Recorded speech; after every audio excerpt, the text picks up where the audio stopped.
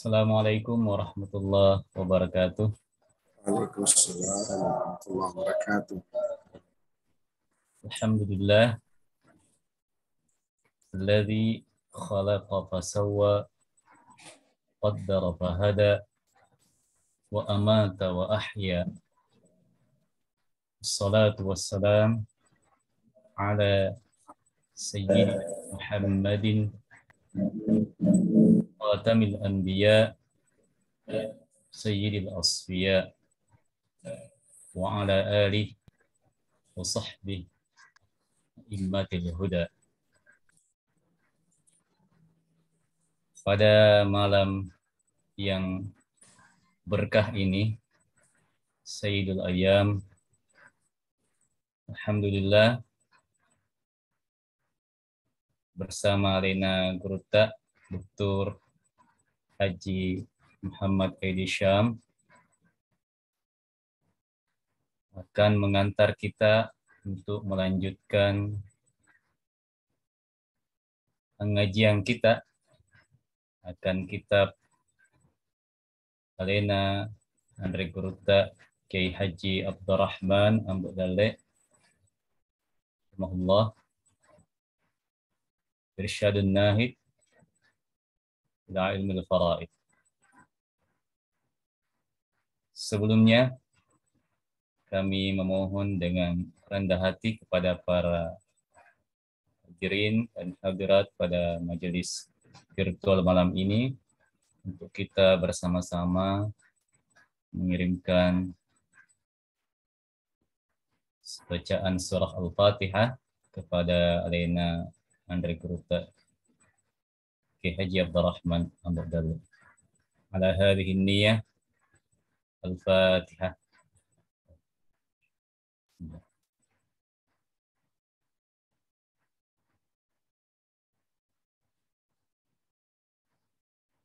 Selanjutnya kami dengan hormat mempersilahkan kepada Alena Gruta untuk menuntun kita melanjutkan pengajian kita pada malam hari ini. Fayatabaddal mashkura. Tafadhal ya Ustaz.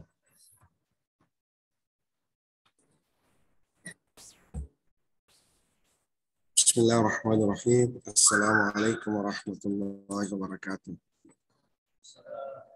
Waalaikumsalam warahmatullahi.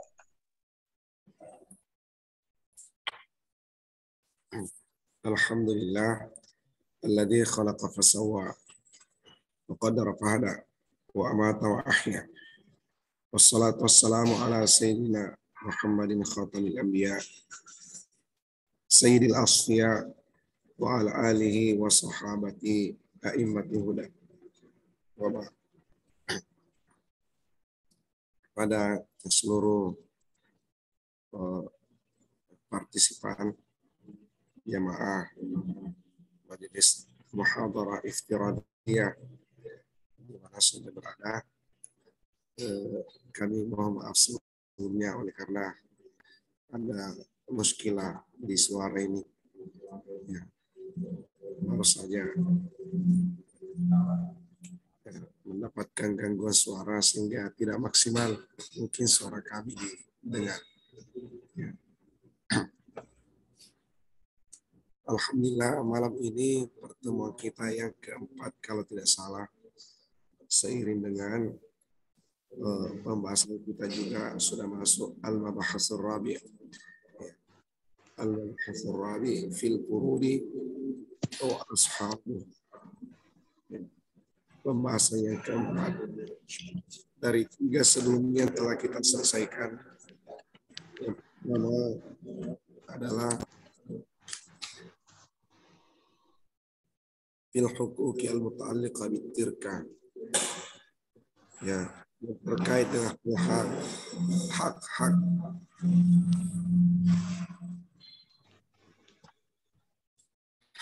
yang terkait dengan berpusaka. Dan yang kedua al-mabahas tsani fil irth, kewarisan itu sendiri. Mabahas as-salis fil warasa, tentang ahli waris.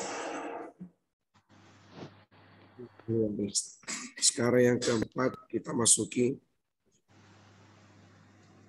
al-furud atau fil furudi wa ashabiha.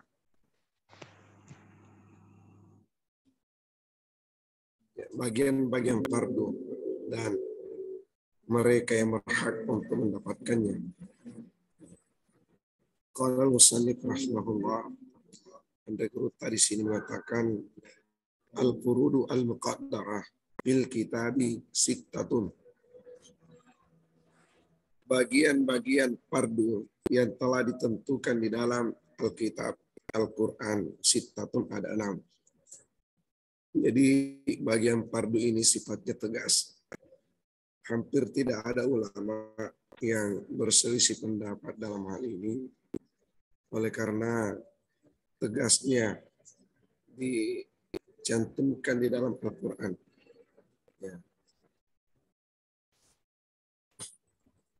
Memang ketika Al-Quran itu menyebutkan angka, maka itu alamat bahwa ya keterangan Al-Quran itu sudah tegas. Ya. Furudul muqaddarah adalah angka-angka yang disebutkan di dalam Al-Quran sehingga dipahami ya ketegasannya. Apalagi ini bercerita tentang hukum kewarisan, maka ya, Al-Quran secara jelas dan tegas menetapkan 6 bagian fardu yang disepakati oleh ulama. Awalan yang pertama adalah ashabun nisfi. Ya. Mereka-mereka yang berhak untuk mendapatkan 1/2. Ashabun nisfi adalah ahli waris yang berhak mendapatkan 1/2 atau setengah dari harta peninggalan. An-nisfu urida khamsata minal warasa. Ya. 1/2 itu difardukan pada 5 oknum dari ahli waris. Yang pertama al-bintu. Al-bintu itu adalah anak perempuan. Ya, anak perempuan. Anak perempuan di sini dipahami secara mutlak. Ya. Jadi ketika ada suami yang memiliki lebih dari 1 istri, maka anak perempuannya apakah dari istri pertama, kedua, ketiga, keempat, dan seterusnya. Andai kata istrinya lebih dari 4, tapi tidak berpoligami lebih dari 4, ya. Maka anak perempuan dari istri pertama, kedua, ketiga tidak dibedakan. Ya. Itu artinya fidu mutlakan, dipahami secara mutlak. Namun di sini al-bintu diberi keterangan idam faradat. Jika anak perempuan itu sendiri, walam yakun laha mu'assibun, lalu tidak ada yang mengasabakannya. Ya. Tidak ada yang mengasabakannya.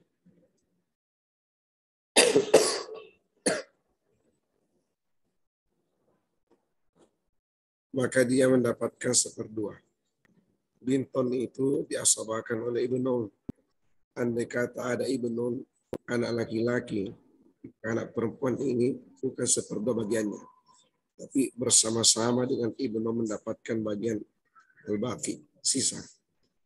Ya, jadi di sini ada keterangannya, ketika bintun atau anak perempuan itu sendiri dan tidak ada yang mengasabakannya, maka dia mendapatkan 1/2. Yang kedua, bintul ibni. Bintu al-ibni. Anak perempuannya anak laki-laki. Anak perempuannya anak laki-laki. Atau cucu perempuan dari anak laki-laki. Idzan faradat walam yakun laha mu'assibun. Jika dia sendiri dan tidak ada yang mengasobakannya. Ini bintul ibni statusnya sama dengan bintul di atas. Yang membedakan bintul ibni itu sudah dihijab oleh ibnun. Jadi kalau bapaknya ada, anak laki-laki ada, maka dia mahjubah, terhalang. Kalau bintul tidak ada yang menghalangi langsung. Tapi statusnya untuk mendapatkan seperdua sama dengan bintul. Kalau dia sendiri, karena kalau lebih dari satu bukan seperdua bagiannya, meningkat menjadi 2/3. Nah, kalau dia sendiri dan tidak ada yang mengasobakannya. Kalau ada ibnu benin, ya, anak laki-laki dari anak laki-laki, cucu laki-laki dari anak laki-laki, maka dia tidak mendapatkan seperdua. Ya, bagiannya berubah menjadi asabah. Asabah bil ghairi namanya. Asabah bil ghairi. Bersama-sama dengan ibnu benin mendapatkan bagian al-baqi, sisa. Terus yang ketiga, al-ukhtus syaqiqah. Al-ukhtu asyaqiqah. Ya, saudari kandung. Saudari kandung. Jadi saudara itu ada 3. Ada al-ukht, ada syaqiq, saudari kandung dalam arti seibu sebapak. Ada juga saudara akhu atau ukhtun li abin.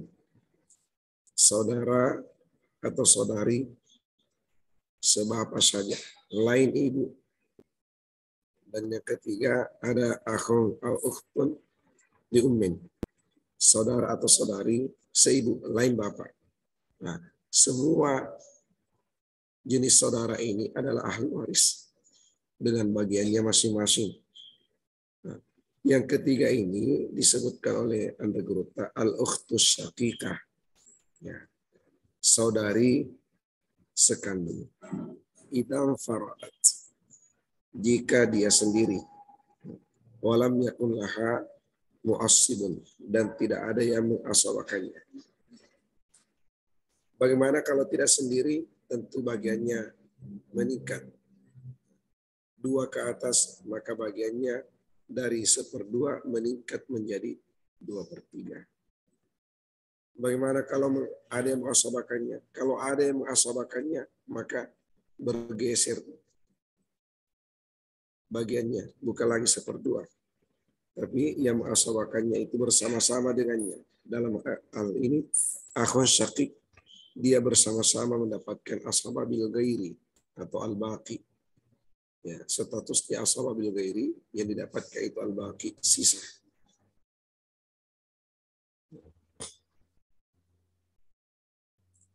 Yang keempat, al-ukhtu lil abi. Al-ukhtu lil abi. Saudari sebapak. Saudari sebapak. Berarti lain ibu. Bapak sama, ibu lain. Idam faradat walam yakun laha mu'assibun. Jika dia sendiri dan tidak ada yang mengasobakannya. Kalau kita melihat dari nomor 1, 2, 3, 4, keterangannya itu sama. Ya, jadi anak perempuannya, anak laki-laki, saudari kandung, saudari sebapak, keterangannya sama. Berhak mendapatkan 1/2 jika mereka sendiri dan tidak ada yang mengasobakannya. Itu gampang dihafal. Yang kelima, inilah yang berbeda dari yang sebelumnya. Yang kelima ini adalah az-zawju, suami. Idza lam yakun liz-zawjati far'u warisin. Jika az-zawju ini adalah suami, ya, suaminya orang yang meninggal. Kapan mendapatkan 1/2? Idza lam yakun liz-zawjati far'u warisin. Jika dia tidak memiliki jika tidak ada baginya far'u warisin, ya, keturunan. Jika tidak ada keturunan istrinya, ya. Jadi bukan keturunannya suami, keturunannya istri. Kenapa? Karena kalau begini, kalau suami yang jadi ahli waris berarti yang mati itu adalah istri. Jadi begitu aturannya dalam ilmu faraid itu. Jadi dalam ilmu faraid itu yang mati selalu diposisikan apakah suami atau istri. Ya. Jadi tidak mungkin suami dan istri kedua-duanya adalah ahli waris, tidak mungkin. Ya.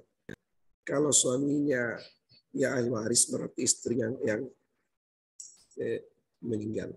Kalau istrinya meninggal, ya istrinya yang suaminya yang ahli waris. Jadi kalau az-zauju suami mendapatkan 1/2, maka syaratnya itu ya, adalah ketika istrinya tidak memiliki anak atau cucu. Ya. Anaknya istri, bukan anaknya suami. Maksudnya begini ya, boleh juga anaknya suami, tapi bukan suaminya di istrinya. Karena ada orang yang mungkin pernah bersuami dengan laki-laki lain. Ada anaknya, terus berpisah dengan suami pertamanya. Menikah lagi dengan suaminya yang baru. Tiba-tiba dia meninggal. Ya, jadi ahli warisnya itu adalah suami barunya. Ini suami barunya, ini belum ada anaknya. Bagaimana ini? Tetap sang istri ini, ya, sang istri ini dianggap memiliki anak. Sekalipun bukan dari suaminya terakhir. Anaknya dari suaminya yang sebelumnya. Nah, karena istri ini ada anaknya, maka suaminya itu terhalang untuk mendapatkan 1/2. Tidak boleh. Nah, itu maksudnya. Jadi syaratnya mendapatkan 1/2 ketika istrinya wafat dan tidak ada anaknya. Tidak dibedakan apakah anak laki-laki atau anak perempuan. Ya, selagi tidak ada anaknya. Jadi kalau ada anaknya, lain bagiannya. Ya, nanti kita lihat. Bukan 1/2 lagi. Ya, susuk bagiannya. Far'u waris yang dimaksud di sini anak dan cucu. Mungkin ada bertanya, bisakah orang ada cucunya kalau tidak ada anaknya? Iya. Caranya bagaimana? Anaknya ada tapi mati. Nah, terus yang mati itu kan dia anak laki-laki. Lalu ada anaknya perempuan atau laki-laki lagi. Kalau laki-laki namanya ibnu bening, cucu laki-laki dari anak laki-laki. Kalau perempuan, bintu bening, cucu perempuan dari anak laki-laki. Nah, ketika cucu ini ada, sekalipun sang anak itu telah tiada, maka tetap punya pengaruh terhadap bagiannya suami. Suami terhalang mendapatkan 1/2. Ketika sang istri yang wafat ini ada anaknya atau cucunya. Cucu yang dimaksud adalah cucu laki-laki atau cucu perempuan dari anak laki-lakinya. Itu. Mungkin agak susah dipahaminya. Nanti biasanya jelas kalau kita nanti sudah kerja soal. Ya, kerja soal lalu melihat tabel, nah baru jelas, oh begini. Ya. Kalau diterangkan seperti ini biasanya pikiran itu kacau. Ditambah lagi membahasakannya ini kadang tidak tepat. Nah, sehingga orang juga menangkapnya tidak sebagaimana yang dimaksudkan oleh Andre Guru tadi sini. Tapi saya yakin kalau pernah duduk di pesantren, ya pernah duduk di pesantren, terutama pesantren yang dibina langsung oleh Andre Guruta, insya Allah pasti pernah berhadapan dengan ya, minimal matnur rahibiyah, ya, minimal.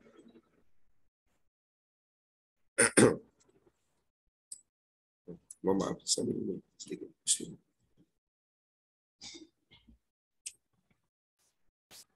Jadi inilah tadi 5 oknum yang ditetapkan mendapatkan bagian 1/2. Sekarang kita pindah ke ashabur rubah. ashabur rubuh. Oknum dari ahli waris yang berhak mendapatkan seperempat. Seperempat. Ya. Siapa mereka? Di sini dicantumkan hanya dua. Ar-rubu'u turida isnaini minal warasa. Seperempat itu dipardukan pada dua oknum dari ahli waris. Yang pertama adalah as-sauju. Yang pertama adalah as-sauju, suami. Nah, jadi di sini kita ketemu lagi suami. Di bagian seperdua tadi kita ketemu juga suami. Suami dapat seperdua kalau tidak ada pewarisnya istri, anak dan cucu. Sementara suami dapat seperempat ketika ada. Jadi ketika istrinya yang wafat itu ada anaknya, laki atau perempuan, atau ada cucunya, laki atau perempuan dari anak laki-lakinya, maka sang suami yang tadinya dapat seperdua turun menjadi seperempat. Jadi setengah bagiannya itu susuk. Nah, jadi betapa berpengaruhnya itu anak. Beruntunglah orang-orang yang sudah ada anaknya. Beruntung. Tapi jangan bersedih suami-suami yang sudah punya anak. Siapa tahu mengira kehadiran anaknya itu mengurangi bagiannya. Ya kita tidak tahu siapa yang duluan. Apakah meninggalkan atau ditinggalkan. Ya. Lalu ya itu qadar Allah. Ini ketentuan Allah dan semestinya janganlah kita berharap banyak dari kewarisan. Ya. Jangan berharap banyak dari kewarisan. Sebaiknya kita berharap karunia Allah, tidak semata-mata dari kewarisan. Ya. Inna ardallahi wasi'. Bumi Allah yang sangat luas untuk mencari karunia-Nya. Ya.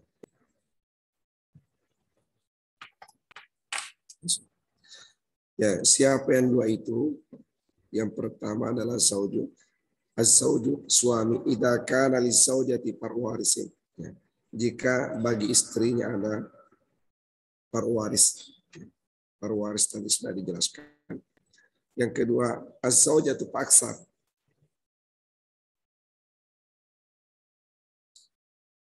Az-zaujatu paksa. Istri. Kenapa ada bahasa paksar di sini? Paksara. Maksudnya istri satu dan seterusnya. Satu atau lebih. Satu atau lebih. Kenapa tidak ada az-zauju paksa? Karena tidak mungkin istri itu memiliki lebih dari satu suami, tidak mungkin. Ya. Tapi suami boleh jadi memiliki lebih dari satu istri. Makanya ada faksa.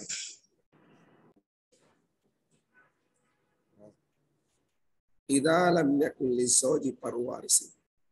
Jika suaminya tidak ada parwarisnya. Jadi bahasa parwaris untuk istri sama dengan untuk suami. Yang dibedakan di sini, ya, tadi suami tidak ada kemungkinannya lebih dari satu, tapi istri boleh. Apakah seorang istri berbeda bagiannya jika dua atau tiga atau empat? Berbeda tidak? Ya. Seorang suami yang dua istrinya, apakah istri yang dipoligami dengan istri yang dimonogami bagiannya sama? Sama tidak? Nah, jadi orang mengatakan sama, orang juga mengatakan tidak sama. Kedua-duanya benar. Ya. Kedua-duanya benar. Yang mengatakan sama benarnya begini, satu istri atau empat istri, tetap istri itu mendapatkan seperempat kalau tidak ada anak dan cucu. Nah, itulah sehingga dikatakan sama. Nah, istrinya satu atau dua atau tiga atau empat, tetap istri itu bagiannya seperempat. Kalau tidak ada anak atau cucunya, suaminya yang meninggal itu. Yang mengatakan berbeda begini, ya betul mendapatkan seperempat, tapi kalau hanya satu istri, seperempat itu dibagi satu saja. Kalau dua istri, seperempat itu dibagi dua. Jadi masing-masing istri mendapatkan 1/8. Kalau 3 istri, ya 1/4 itu dibagi 3. Nah, jadi masing-masing istri mendapatkan 1/16. Kalau 4 istri dibagi 4 lagi, maka masing-masing istri mendapatkan 1/24. Nah, itu bedanya itu. Jadi ada mengatakan berbeda, ada mengatakan sama, tinjauannya lain.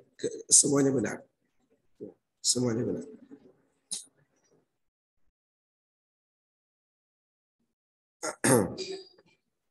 Jadi dua oknum ini ditetapkan bagiannya 1/4 jika terpenuhi syaratnya. Az-zawju suami, az-zawjatu istri.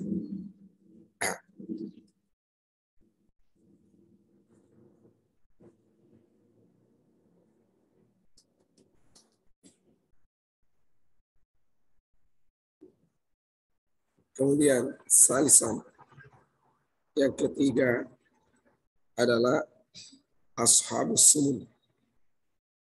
Ashabus sumun, ya, ahli waris yang mendapatkan bagian 1/8. 1/8.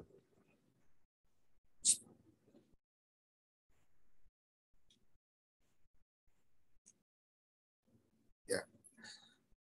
Siapa yang mendapatkan bagian 1/8? Andai guru tadi sini mengatakan as-sumnu furida az-zawjata fa'aksa.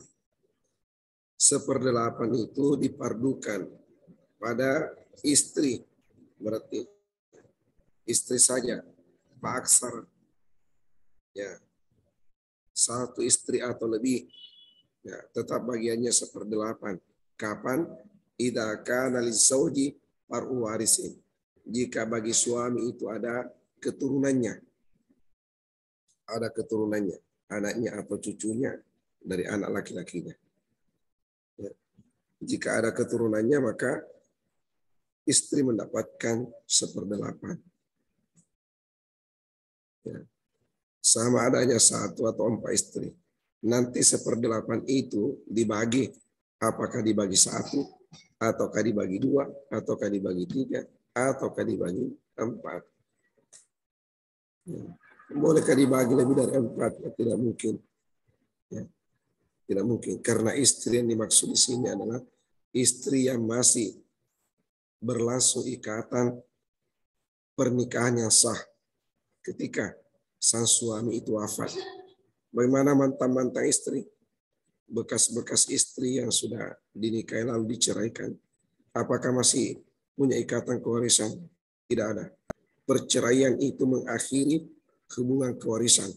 Seperti halnya pernikahan itu adalah memulai atau mengikat.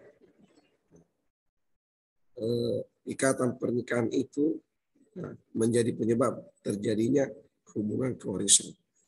Perceraian, batal nikah, batal juga kewarisan. Jadi istri yang sudah ditalak tidak ada lagi ceritanya untuk menuntut harta kewarisan dari sang suami. Bagaimana dengan gonogini? Gonogini itu bukan harta warisan. Gonogini atau harta milik bersama itu bukan harta kewarisan.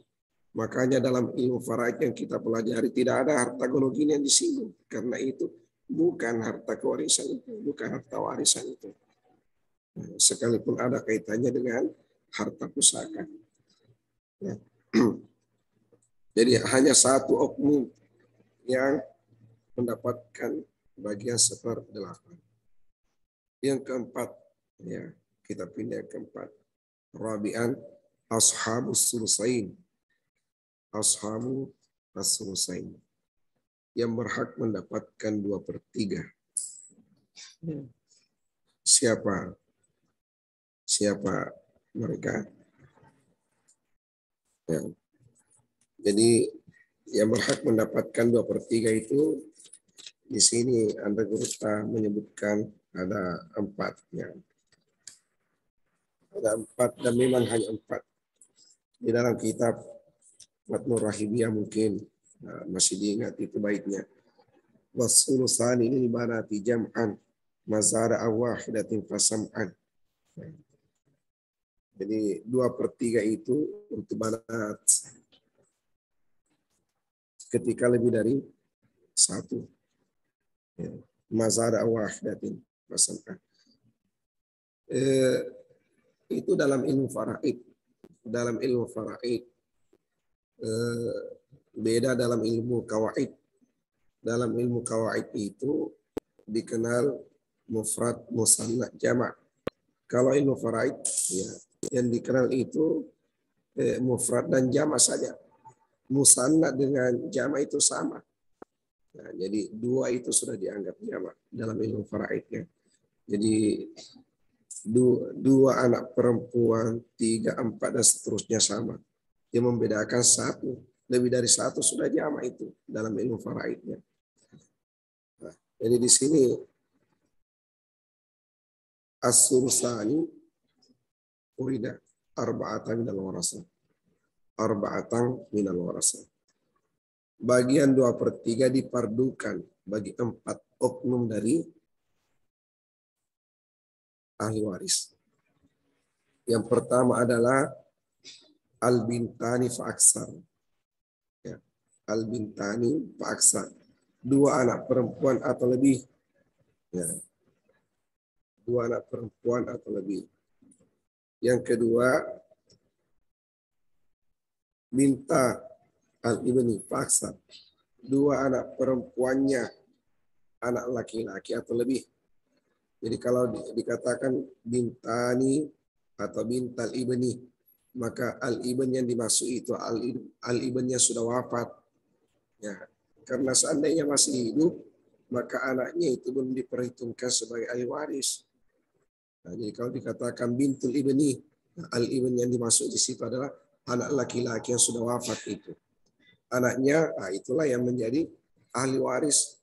Ya, ahli waris karena ya, menggantikan posisi bapaknya. Jadi 2 anak perempuan dari anak laki-laki. Nah, jadi kalau bahasa kita cucu perempuan. 2 cucu perempuan dari anak laki-laki atau lebih. Nah, itulah mendapatkan 2/3. Yang ketiga al-ukhtani asy-syaqiqatani fa aksar. Ya, 2 saudari sekandung atau lebih. Ya. Jadi kalau 1 dapat 1/2. Kalau 2 ke atas mendapatkan. Yang keempat al-ukhtani li abin fa'aksar. 2 saudari sebapak atau lebih. Idam faqarat amman yu'assibahunna. Jika tidak ada ahli waris lain yang mengasabahkan mereka. Jika tidak ada ahli waris lain yang mengasabahkan mereka. Tentunya ukhtun li abin itu diasabahkan oleh akhul li abin. Saudari sebapak diasabahkan oleh saudara sebapak. Sama juga tadi saudari sekandung diasabahkan oleh saudara sekandung. Ya. Tidak bisa lintas, tidak bisa. Ya, saudari sebapak kalau ketemu dengan saudara sekandung bukan asaba itu. Karena ya saudari sebapak ini lenser, mahjubah, terhalangi oleh saudara kandung. Nah, jadi inilah 4 oknum yang termasuk ashabu as-sulusain. Ahli waris yang berhak mendapatkan 2/3. Mungkin sampai di sini dulu mengantar materi kita. Ya, karena ini suara kayaknya kurang kondusif untuk melanjutkan ini materi. Ya, kita berdoa semoga pertemuan berikutnya ya suaranya sudah bisa lebih baik dari malam ini. Jadi masih ada sisa waktu untuk kita berdiskusi.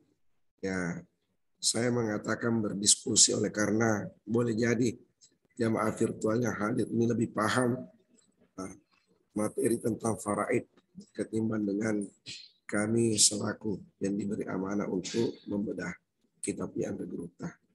Nah, dengan demikian nantinya kita bisa saling sharing, saling berdiskusi, saling mengisi kekurangan di antara kita, sehingga pada gilirannya nanti ilmu kita sudah bisa mendekati sempurna seperti yang dimaksudkan oleh Andre Gruta di dalam kitab ini, insya Allah. Pada adinda moderator Fadilah Sahibul Fadilah Taufik Putra, kami persilakan untuk memandu diskusi sebelum kita mengakhiri muhadarah kita. Alhamdulillah, terima kasih banyak ya Ustaz atas pemaparan malam hari ini, meskipun dalam kondisi suara yang tidak begitu optimal. Moga-moga segera pulih kembali, insya Allah. Amin ya rabbal alamin. Demikian pula dalam kesempatan ini kami menyampaikan turut gembira atas datangnya Syekh utusan dari Al-Azhar Mesir ke Mangkosok untuk membina para santri dan santriwati di sana. Semoga di kesempatan berikutnya bisa bersua dengan Syekh Azhar tersebut. Amin. Baik, di kesempatan berikutnya kami mempersilahkan pada para hadirin yang hadir pada jamaah virtual malam hari ini. Jika ada hal yang ingin didiskusikan seperti halnya yang disampaikan oleh Guru tadi, dipersilahkan dengan hormat, baik secara langsung maupun dengan media chat. Sambil menunggu dari para hadirin dan hadirat, kami ingin mengantar di awal membuka sebuah pertanyaan kepada Guru Ta. Sesempit pengamatan kami di masyarakat, bahwasanya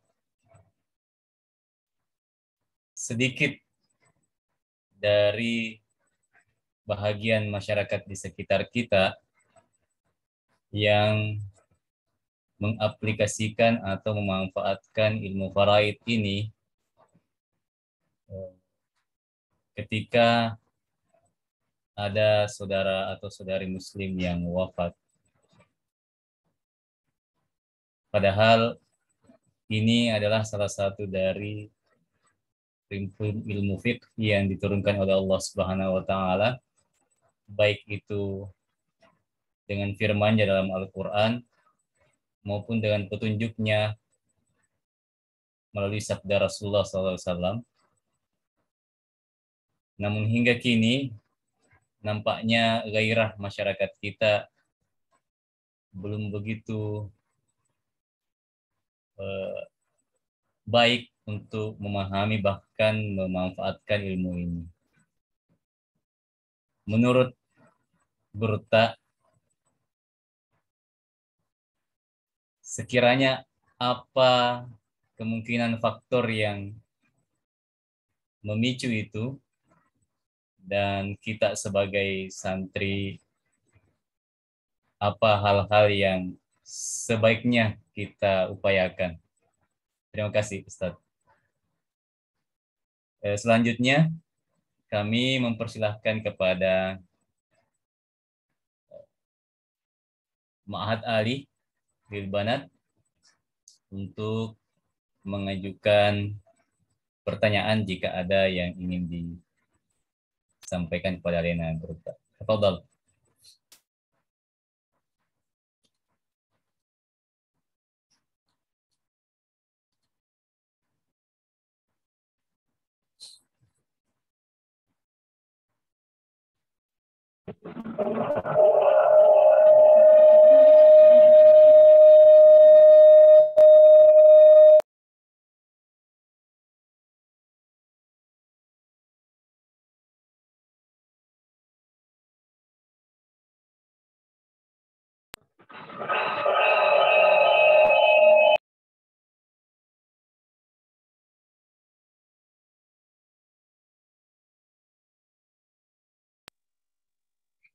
Bismillahirrahmanirrahim.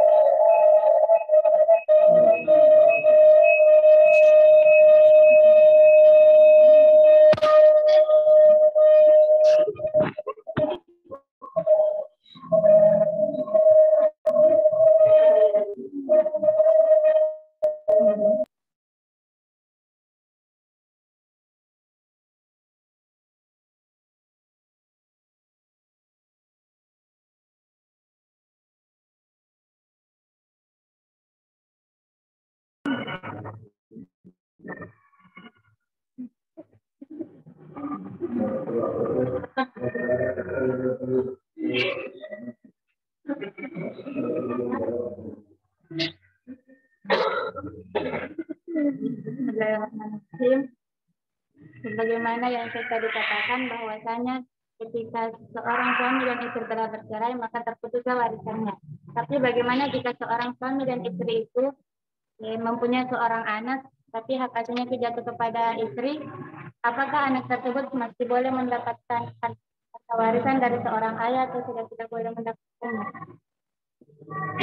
Yang kedua, bagaimana cara ahli waris mengambil sikap ketika seorang pewaris itu tidak diketahui keadaannya, apakah dia sudah wafat atau belum, dikarenakan pewaris tersebut hilang, seumpamanya hilang di laut dan belum diketahui keberadaannya, apakah membagi warisan itu sudah boleh atau belum?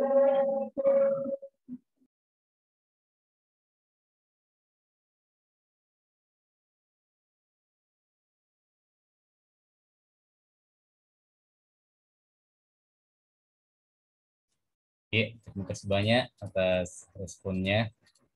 Kami persilahkan kepada Berta untuk menjawab pertanyaan yang telah disampaikan. Tafadhal, ya Ustaz. Ya, bismillahirrahmanirrahim. Yang pertama pertanyaan dari Dinda moderator. Tadi yang dikatakan di masyarakat kita banyak sekali praktek kewarisan itu yang terjadi tidak sesuai dengan syariat. Artinya kasus-kasus kewarisan itu diselesaikan tidak berdasarkan hukum kewarisan Islam, tidak berdasarkan fiqhul mawaris, ilmu faraid. Ya, padahal ilmu faraid ini adalah satu di antara cabang ilmu fikih, ya, cabang ilmu fikih yang sangat jelas dalilnya di dalam Al-Quran dan hadis, jelas dan tegas. Jadi di antara semua cabang ilmu fikih selain ibadah, maka ilmu faraid inilah yang paling sempit perselisihan pendapat. Itu indikator bahwa kalau perselisihan pendapat ulama itu sempit, berarti yang luas itu adalah kesepakatan ulama. Nah, jadi sesuatu yang disepakati oleh ulama tegas itu dan jelas. Nah, itulah dalam ilmu faraid, hukum-hukum kewarisan ashabul furud di dalam ilmu faraid itu sangat jelas. Sangat jelas. Artinya kejelasannya itu melebihi kejelasan keterangan pada aspek ilmu fikih yang lain. Hanya saja pada prakteknya itu di masyarakat kita kaum muslimin masih sedikit yang menyelesaikan kewarisannya berdasarkan hukum faraid.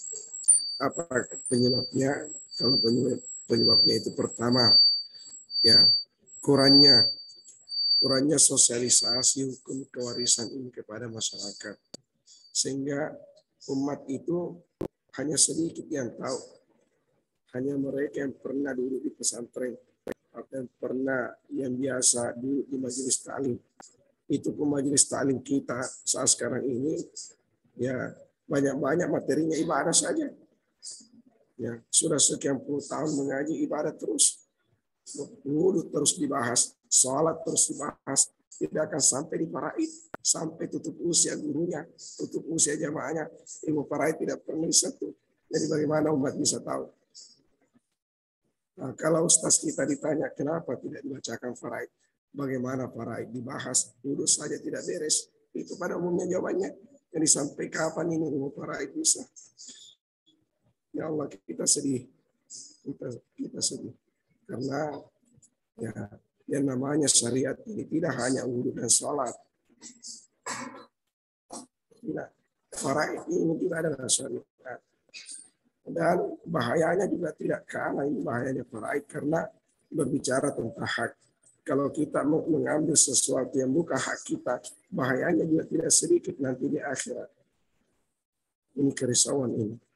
Jadi kalau saya khawatir nanti di hari kemudian, ini umat yang buta dengan ilmu faraid, sehingga mengambil lebih dari haknya, sehingga ada yang lain mengambil kurang dari haknya. Jadi tindak kezaliman itu terjadi karena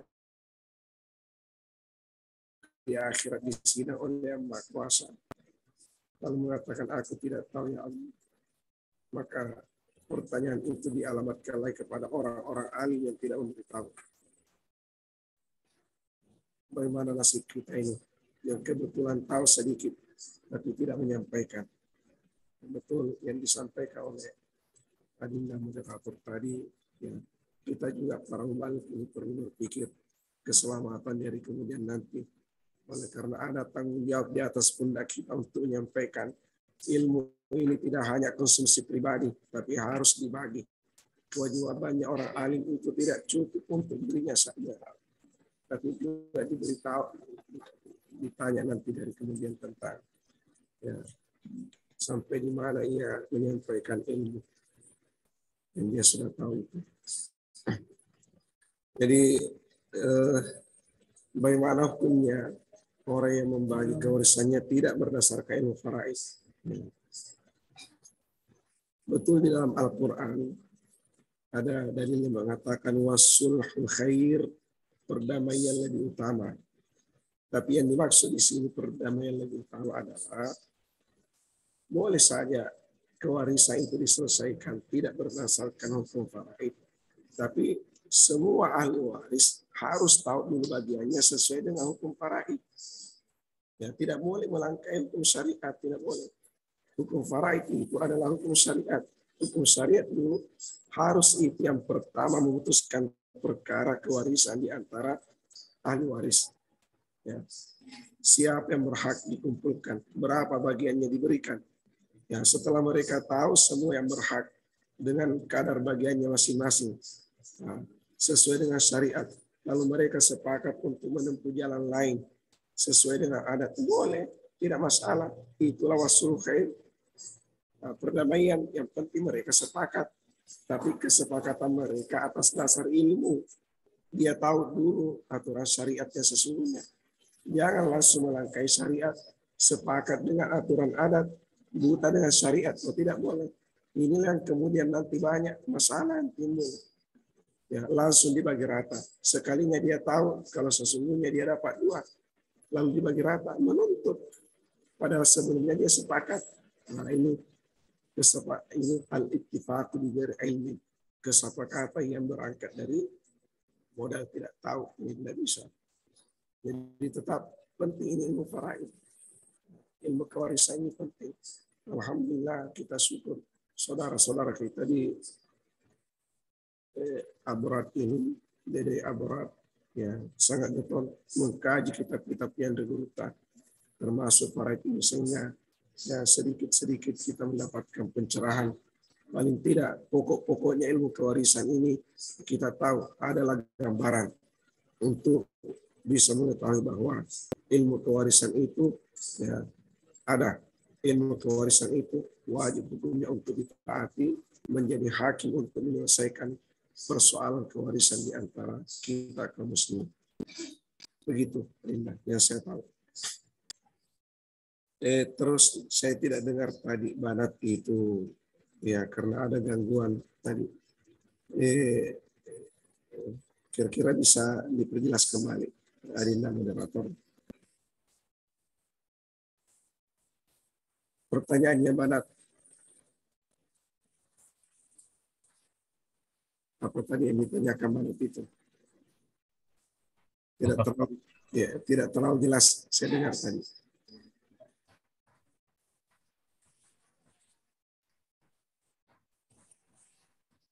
Di situ.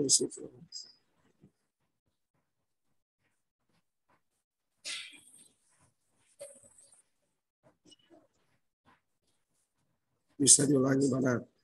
Coba unmute dulu. Ya. Diulang kembali pertanyaan.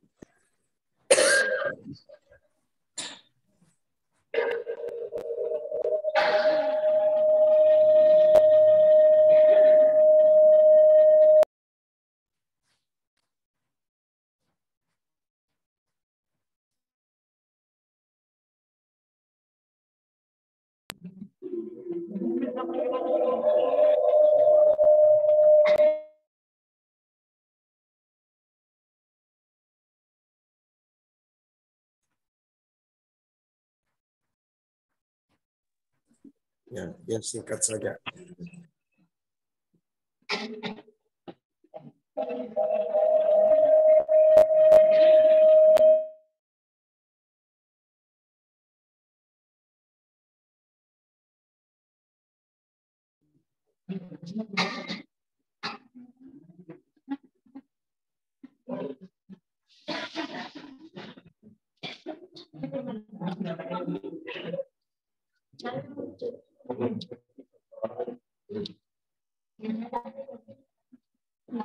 Bismillahirrahmanirrahim.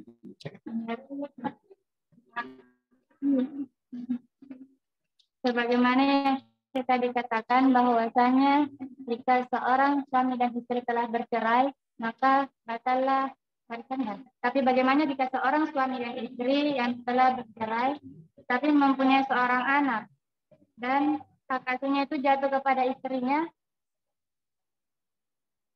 maka apakah anak itu berhak mendapatkan warisan dari atau tidak?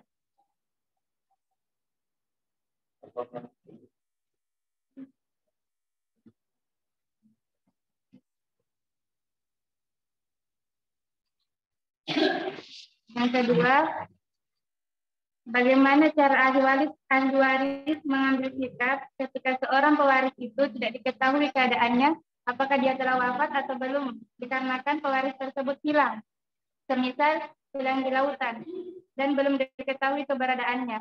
Apakah membagi warisan itu sudah boleh atau belum?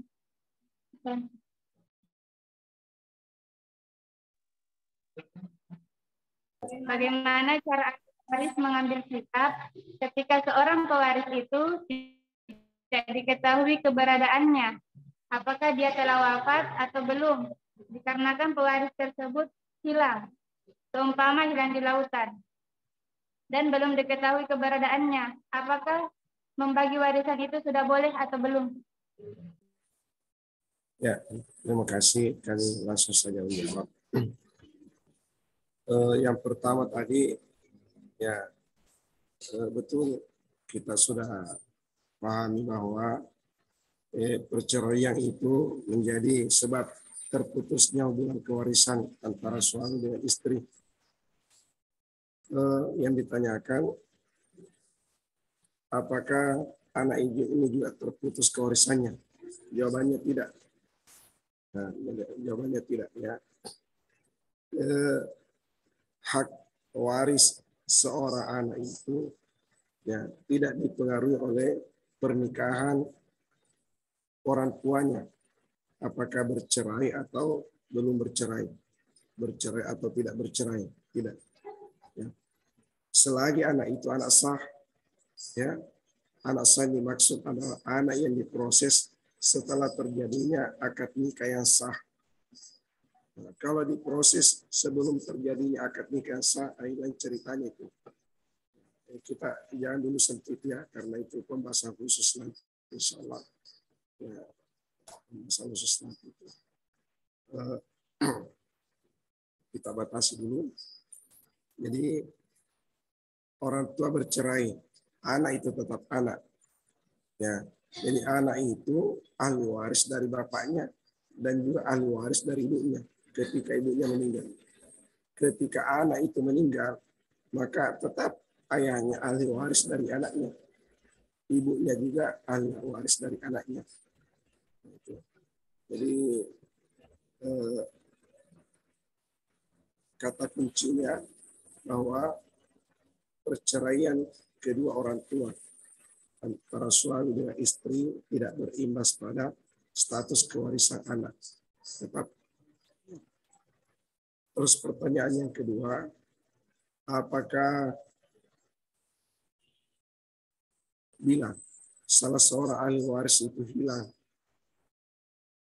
seperti tenggelam, maksudnya diperkirakan tenggelam, ya, informasinya tiba-tiba hilang di peredaran, di kontak nomornya tidak aktif, di kontak WA-nya tidak aktif, dicari Facebook-nya sudah aktif, semua terblokir, ya, tidak ada akses lagi. Sementara kewarisannya sudah mau dibagi, ya, kita tidak tahu apakah dia masih hidup atau sudah wafat, sehingga dilema dikasih kewarisan atau tidak. Ya, pertanyaannya tadi, apakah ketika pembagi kewarisan dilema seperti itu oleh karena adanya salah seorang ahli waris ini yang tidak jelas, ya, menyebabkan pembagian kewarisan ditunda dulu sampai jelasnya statusnya ini yang bersangkutan atau bagaimana? Jawabannya gini, ada pembahasan khusus itu tentang warasatul mafqud, kewarisannya orang yang hilang. Nah, maka kewarisannya orang yang hilang tidak bisa menghalangi, ya, pembagian kewarisan orang-orang yang tidak hilang. Jangan, ya, mereka itu nanti, ya, diselesaikan berdasarkan warasatul mafqud, muqaddarun bil hayati wa muqaddarun bil mauti. Nah, diperkirakan dia masih hidup dan diperkirakan dia sudah wafat. Nah, jadi kalau menurut Imam Syafi'i, ya, semua ahli waris ini diberi bagian yang sedikit, yang paling sedikit dari dua kemungkinan itu. Nah, karena mereka semua mendapatkan bagian sedikit, pasti ada saldonya. Nah, saldonya ini kan disebut dengan tawakuf. Ya, itu harta yang dipending. Harta yang dipending.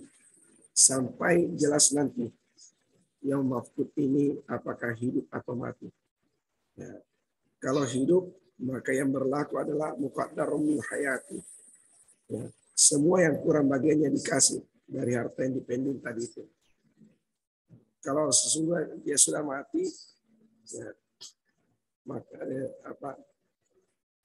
kalau dia sudah mati, maka harta yang dipending itu dibagi kembali kepada semua ahli waris yang masih hidup, ya, sesuai dengan aturannya muqaddarun bil maut. Kalau ternyata dia masih hidup, maka harta yang tersimpan itu diberikan kepadanya, dan bagian ahli waris yang tadinya sedikit itu ditambah sesuai dengan muqaddarun bil hayati. Jadi itu ada aturan khususnya. Ya, kata kuncinya bahwa, ya, hilangnya salah seorang ahli waris tidak menjadi halangan untuk dibagi kewarisan karena ada rumusnya tertentu. Ya. Saya pikir itu jawaban untuk Banat, dan mungkin mohon maaf ini kepada seluruh peserta virtual karena, ya, ini rasa-rasanya suara semakin lari ke dalam ini. Ya. Jadi biasanya kita menyelesaikan satu bab. Jadi mohon maaf untuk kali ini, setengah bab saja kita baca dulu. Berhubung juga karena bukan hanya muskilah fis shaut, tapi juga muskilah fil bahs. Pembahasan juga ini terlalu panjang, jadi kita bijaksanai. Setengah dulu kita selesaikan malam ini. Insya Allah semoga kita semua panjang usia, ke depan sehat-sehat, dan kita melanjutkan lagi untuk ashabus sulus, ya, ahli waris yang mendapatkan bagian sepertiga, dan ashabus sulus, ahli waris yang mendapatkan bagian seperenam. Saya pikir demikian pesan atau jawaban singkat dari beberapa pertanyaan yang masuk. Terima kasih. Wa jazakumullah syukur. Ya Ustaz, terima kasih banyak. Kami memaklumi kondisi berita karena suara semakin terbatas. Kami mohon maaf kepada hadirin yang masih ingin berinteraksi. Insya Allah mungkin di pertemuan berikutnya akan kita lanjutkan. Tapi Ustadz, apakah masih memungkinkan diakhiri dengan doa oleh Gurta pertemuan kita kali ini? Tergantung. Kabar ya Ustadz. Saya sampaikan dulu Yeah. bahwa alhamdulillah berkat doa kita semua, termasuk anak-anak kita di Anurat, alhamdulillah Syekh yang diutus untuk pondok pesantren kita di Mangkoso sudah datang dan sekarang ini bermukim di Burj Ma'had Ali. Baru kami tadi mendampingi beliau pengajian di kampus 3 dan ya, itulah sehingga sedikit terlambat masuk di Zoom ini. Mungkin di lain waktu nanti kita alokasikan waktu juga untuk Syekh ya berbagi dengan kita semua, terutama jamaah muhadarah iftiradiyah dengan para santri. Ya, nanti diberitahu supaya beliau antar materinya itu dengan bahasa yang sederhana supaya bisa dicerna. Dan nanti di hari pembahasannya itu kita sedikit sampaikan materi inti yang beliau sampaikan. Karena kita juga rindu dengan bahasanya orang Arab yang dilantunkan langsung oleh orang Arabnya sendiri. Ya. Dan semoga dengan hadirnya saya nanti membawakan muhadarah iftiradiyah kuliah virtual itu bisa semakin menambah kekayaan majelis kita ini. Ya, jadi betul majelis kita ini difasilitasi oleh DDI Abrat, tapi hakikatnya adalah milik kita semua. Insya Allah. Ya, mari kita tutup dengan doa. Bismillahirrahmanirrahim. Alhamdulillahirabbil alamin. Wassallallahu ala sayyidina Muhammad wa ala alihi washabihi ajma'in wa ba'd. Allahumma nawwir qulubana jami'an bi nuri kitabik wa bi nuri sunnati rasulik wa bi nuril ilmi wa bi nuril hikmah wa bi nuril hidayah kama nawwarta as-samawati wal ardi bi nuri syamsik. Allahumma ij'alna minal ladzina istami'una al-qawla fayattabi'una ahsana. Allahumma ij'al jam'iyyat dari da'wah irsyad jami'an mubarakan wa jami'atan muwaffaqatan li takhrijil ulama'il qanitin wa du'atil mutqinin wal murabbin al mukhlasin waj'alha manaran ariqan lil ulumil islamiyah wa qal'atan ma'muratan lil ma'arif as-saqafiyah wa masdaran asilan lisyara'i diniyah min haji ahli sunnah wal jamaah bi fadli rahmatika ya akramal akramin. Subhanakallah wa bihamdika asyhadu an la ilaha illa anta astaghfiruka wa atubu ilaik. Subhana rabbika rabbil izzati amma yasifun wa salamun alal mursalin walhamdulillahi rabbil alamin. Taqabbal du'ana ya rabbi sirril Fatihah. Bismillahirrahmanirrahim. Ya kana du'a ya mustaqim.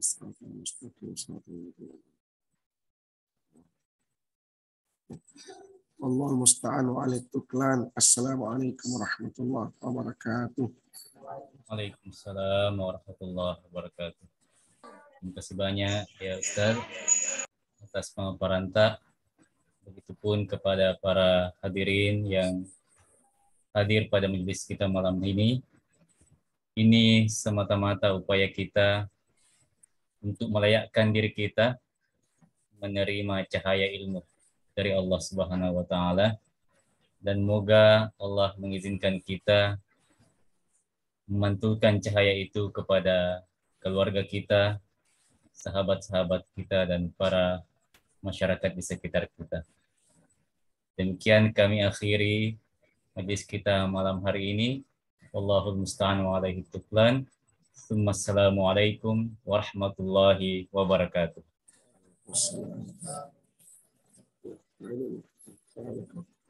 Waalaikumsalam.